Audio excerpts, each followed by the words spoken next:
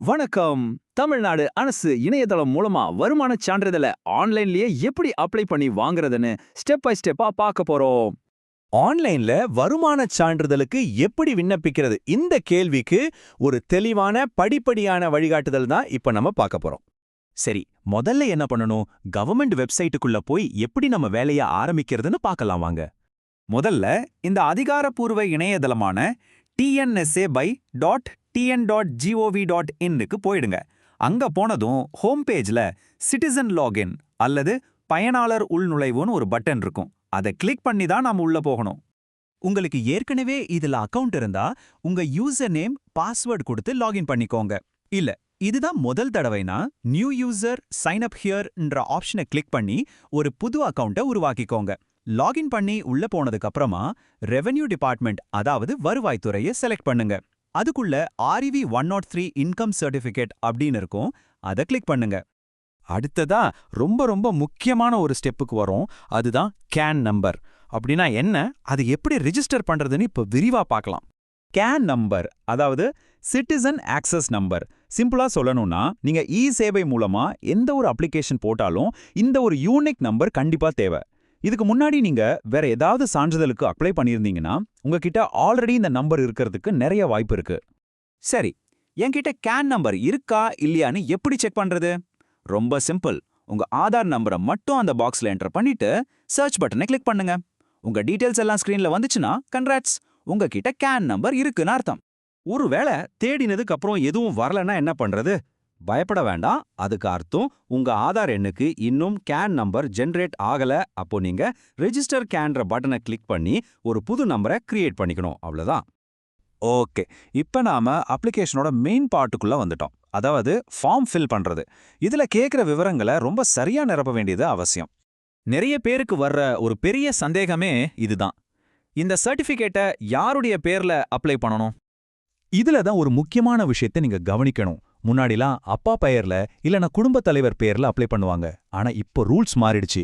யாருக்கு இந்த சர்டிபிகேட் தேவையோ, அதாவது பயனாளியோட பேர்ல தான் அப்ளை பண்ணணும். உதாரணத்துக்கு ஒரு மாணவருக்கு தேவைப்பட்டா அந்த மாணவரோட பேர்ல தான் விண்ணப்பிக்கணும், தந்தை பேர்ல இல்ல. இங்க பாருங்க, பயனாளியின் பேர்ல தான் விண்ணப்பம் இருக்கணும். அடுத்து குடும்ப உறுப்பினர்களை சேர்க்கணும். உங்க ரேஷன் கார்டுல யார் யார் பேர்ல இருக்கோ அவங்க எல்லாரையும் இதுல கண்டிப்பா சேர்க்கணும். அதாவது நீங்க, உங்க அப்பா, அம்மா, கூட பிறந்த சகோதரர்கள், சகோதரிகள். ஒருவேளை உங்களுக்கு கல்யாணம் ஆயிடுச்சுன்னா உங்க கணவர் அல்லது மனைவி, உங்க பிள்ளைகள் பேரையும் சேர்க்கணும்.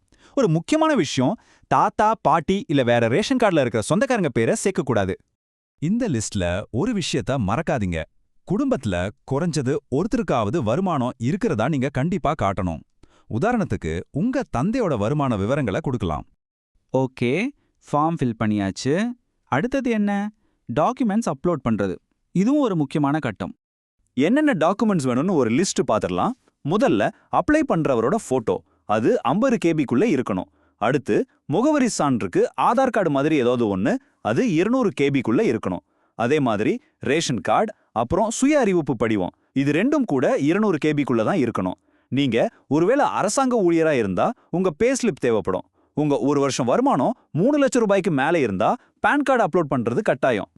அந்த சுய அறிவிப்பு படிவம், அதாவது செல்ஃப் டிக்ளரேஷன் ஃபார்ம் எப்படி ரெடி பண்றது? ரொம்ப சிம்பிள். 3 ஸ்டெப் தான். முதல்ல வெப்சைட்ல இருந்தே டவுன்லோட் செல்ஃப் டிக்ளரேஷன் ஃபார்ம் என்ற ஆப்ஷனை கிளிக் பண்ணி டவுன்லோட் பண்ணுங்க. ரெண்டாவது, அதை பிரிண்ட் எடுத்து உங்க கையெழுத்த போடுங்க. கடைசியா கையெழுத்து போட்ட அந்த ஃபார்மை ஸ்கேன் பண்ணி அப்லோட் பண்ணிடுங்க. அவ்வளவுதான்.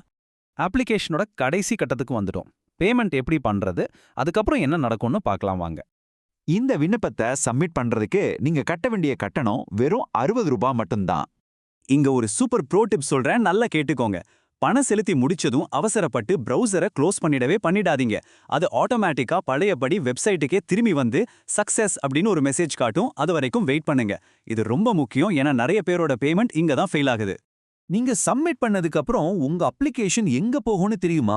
முதல்ல உங்க ஏரியா கிராம நிர்வாக அலுவலர், அதாவது VAO கிட்ட போகும். அவர் அதை செக் பண்ணி வருவாய் ஆய்வாளர், அதாவது RIக்கு அனுப்புவார். RI அதை துணை வட்டாட்சியருக்கு அனுப்புவார். கடைசியா அவர்தான் ஃபைனல் அப்ரூவல் கொடுப்பார். இது இன்னொரு பயனுள்ள தகவல். ஒருவேளை நீங்க அப்ளை பண்ணின வருமான தொகையை மாத்தணும்னு நினைச்சீங்கன்னா நீங்க நேரடியா உங்க பகுதி வருவாய் ஆய்வாளரை, அதாவது RIயை தான் போய் பார்க்கணும். ஏன்னா சான்றிதழ்ல எவ்வளோ வருமானம் போடணுங்கிற கடைசி முடிவை எடுக்கிறது அவர்தான். இந்த விளக்கத்திற்கு பிறகு அரசு சேவைகளை ஆன்லைன்ல பெறுவது உங்களுக்கு முன்பை விட சுலபமா இருக்கும்னு நம்புறோம் இல்லையா? இது போன்ற டிஜிட்டல் சேவைகள் தான் நம்ம நேரத்தை மிச்சப்படுத்துது. அடுத்த முறை உங்களுக்கு ஒரு சான்றிதழ் தேவைப்பட்டா நீங்களே தைரியமா ஆன்லைன்ல அப்ளை பண்ணலாம்.